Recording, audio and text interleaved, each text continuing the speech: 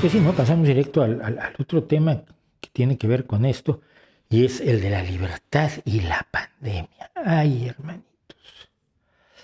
hermanitos míos, esto ha sido verdaderamente aterrador. Miren, desde que se inició la pandemia, hemos tenido a una cantidad, perdón, ridícula de personas haciendo todo tipo de afirmaciones de lo más delirantes. Voy a poner algunos casos. Las mascarillas no deben usarse porque causan hipoxia. La hipoxia es la disminución de oxígeno en sangre. Cuando disminuye la concentración de oxígeno en sangre, puedes tener problemas muy graves. Tienes mala alimentación para todas tus células, sobre todo para las neuronas. Es muy peligrosa la hipoxia. A ciertos niveles de hipoxia la gente simplemente se desmaya y puede haber daños cerebrales permanentes. Es decir, la hipoxia es todo eso. La afirmación delirante es que las mascarillas van a causarnos hipoxia. Usarlas mucho tiempo es malísimo. Luego uno piensa, ¿no?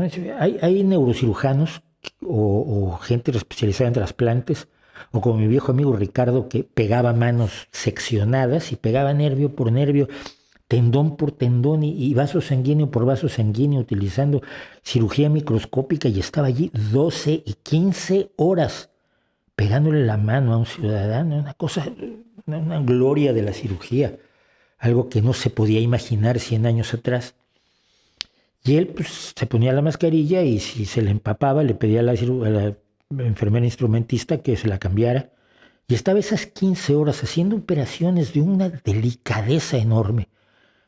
¿Corría así riesgo de sufrir hipoxia? Pues no, ni los neurocirujanos, ni los trabajadores que utilizan mascarillas mucho más de mucha mayor capacidad filtrante que las de los cirujanos, como quienes se dedican a pintar automóviles, quienes se dedican a hacer recubrimientos metálicos, quienes trabajan con polvos de cemento, etcétera, etcétera. Es decir, miles, millones, decenas de millones de trabajadores y de profesionales de las más distintas disciplinas se han puesto durante los últimos cientos de años, por lo menos 100 o 150 años, mascarillas, y no han sufrido hipoxia. Bueno, pues hemos estado de mascarilla todos estos días, todos estos año y pico. Después del confinamiento todos andábamos por la calle con mascarilla. Éramos un mundo de ojos, un mundo de gente sin el resto del rostro. Yo ya quería ver hasta los feos de verdad. Y porque uno trata de adivinar las facciones a través de los ojos y siempre falla. Siempre falla. Es una cosa impresionante. Cuando veías a alguien, dices, oye, esta persona, su rostro es así. Le construyes el rostro mentalmente. Se sentaba en el café, se quitaba la mascarilla. Es otra persona totalmente distinta a la que te imaginaste. Y anduvimos todo este tiempo y no pasó nada. No pasó absolutamente nada.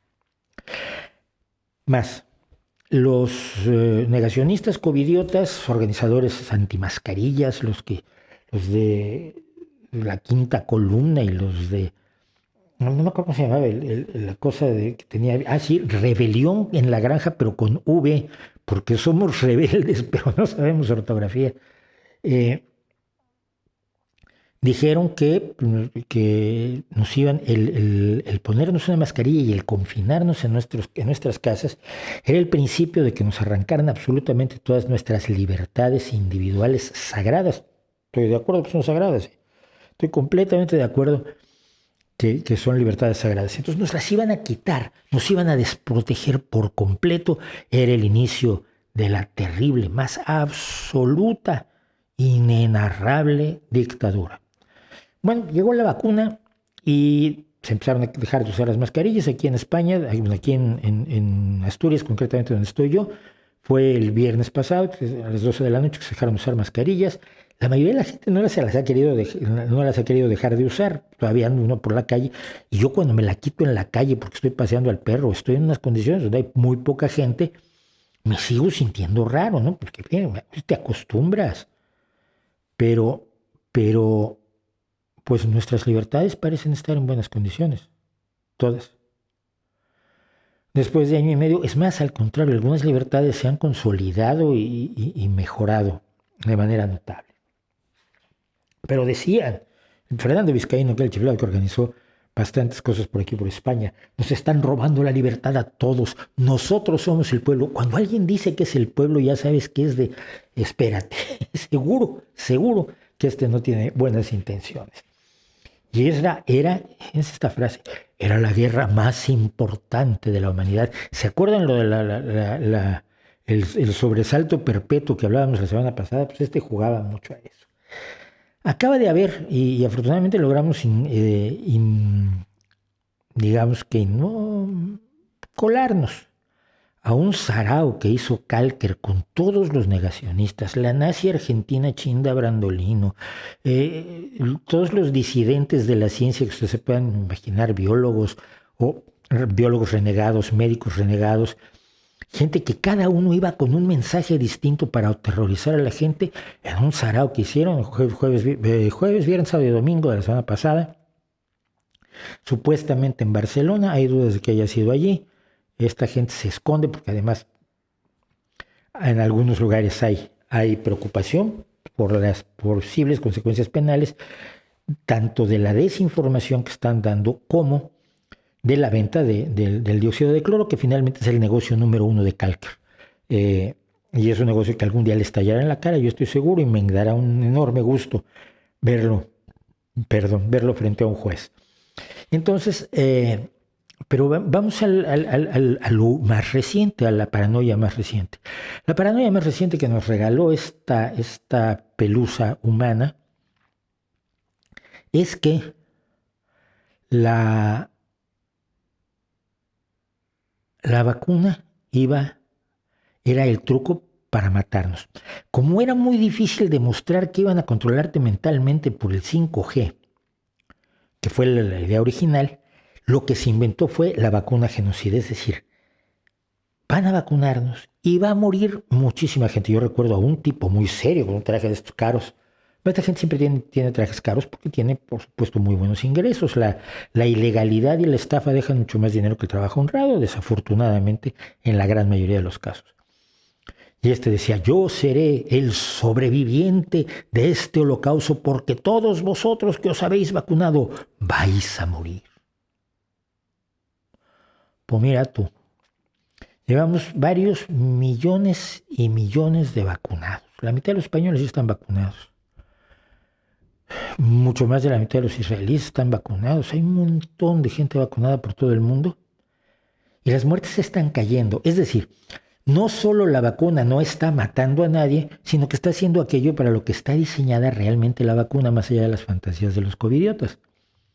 Es decir, para reducir los contagios, para impedir que si te contagias la enfermedad sea grave y persistente, y para impedir que si te toca ser de los casos en que la enfermedad aún puede ser grave, que las probabilidades de que mueras sean bajísimas. Y el número de muertes, y esto es muy curioso porque son estadísticas que aparecían hoy, el número de muertes está bajando aunque aumenta el número de contagios. ¿Qué es lo que pasa? La gente se ha descuidado, pasan cosas como las de los chicos que se hicieron su viaje a Mallorca y se contagiaron 1 de cada 3, que perdieron toda la precaución que habían estado teniendo en la escuela y que también funcionó porque no hubo brotes importantes en las escuelas, y esto hay que aplaudirlo. Estuvo llevado excelentemente bien por los gobiernos, por las autoridades educativas, por las direcciones de los centros educativos y por cada uno de los profesores, pero sobre todo por los chicos que se portaron maravillosamente y no dijeron, ay, es que me va a dar la hipoxia.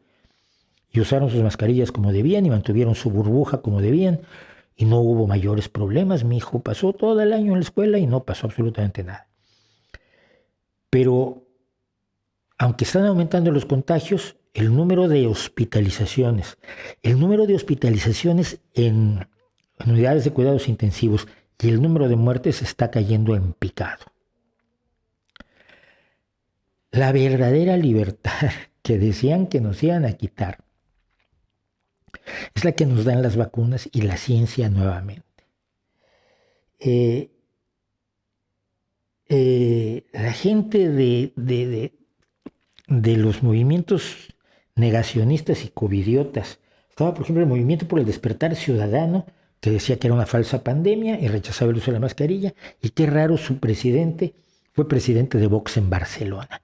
La relación tan estrecha que hubo en este caso, en otros no, y sabemos que la izquierda, yo la he criticado al sector Feng Shui de la izquierda, pero en este caso, la derecha, la ultraderecha, las ultraderechas se subieron al carro del ataque negacionista a todos los aspectos de la pandemia, desde su existencia misma, desde su origen mismo, hasta su desarrollo, hasta la forma en que se abordó con mascarillas, con distancia social, con higiene, con confinamientos durante mucho tiempo, cerrando los grandes aglomeraciones de personas, para desgracia de todos los miles de personas que viven de eso, del deporte, de los espectáculos, del teatro, de la música, y que han tenido que buscarse la vida y apoyarse en las ayudas gubernamentales donde las hay. En algunos lugares no las hay o son muy escasas. La libertad nos la quitó un virus.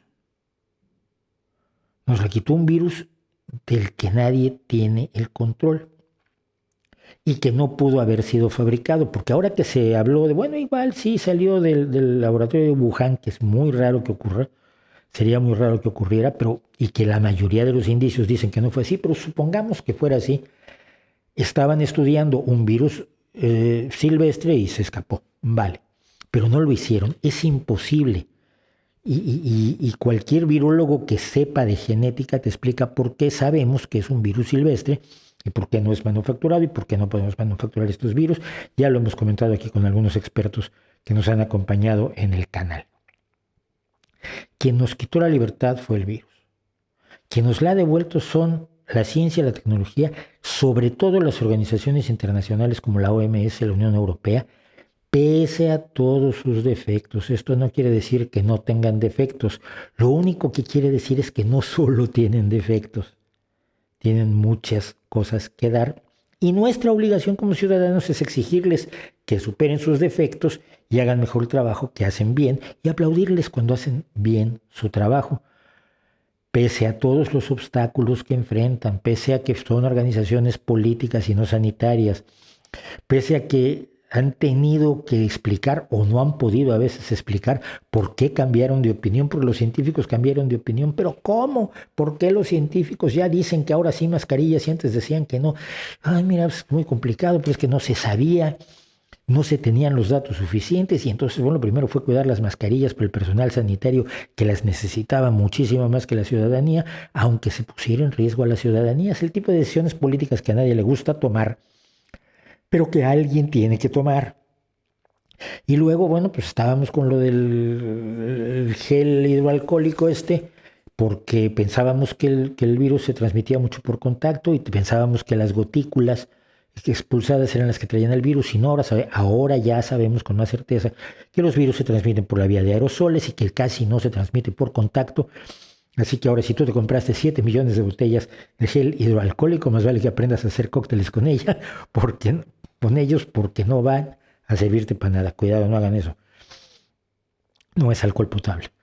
Pero, en fin, que la libertad nos la dio el ir conociendo mejor a nuestro enemigo y el ir desarrollando la forma de combatirlo. No el dióxido de cloro, que no curó absolutamente a nadie y probablemente dejó 2 o 3 muertos por allí. Por más que haya vendido millones de litros y millones de libros con las fórmulas de cómo usar el dióxido de cloro, el señor Kalker, a quien yo insisto, espero ver en la cárcel algún día. Kalker en la cárcel es el titular de mis sueños. Nada de lo que profetizaron, nada de lo que dijeron se hizo realidad. Que todavía haya gente que dude de la ciencia y de las vacunas, viendo lo que está pasando en todo el mundo, viendo que vuelven los conciertos, viendo que vuelve el deporte, viendo que vuelve la posibilidad de mirarnos a la cara, de abrazar a tu familia, que yo estoy viendo a ver si pronto me puedo ir a Canadá a ver a mis 2 nietas que sigo sin conocerlas. Todo esto que la ciencia nos ha dado enfrentado a un adversario del que hace 1 año y 8 meses no sabíamos nada, absolutamente nada,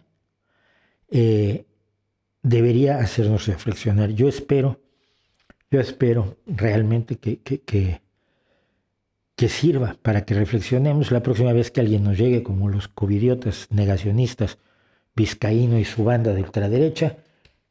O sea, el otro Ricardo Delgado Martín, eran los dos que más movían el cotarro aquí en España, cuando vengan a decirnos que ellos nos van a salvar de nosotros mismos.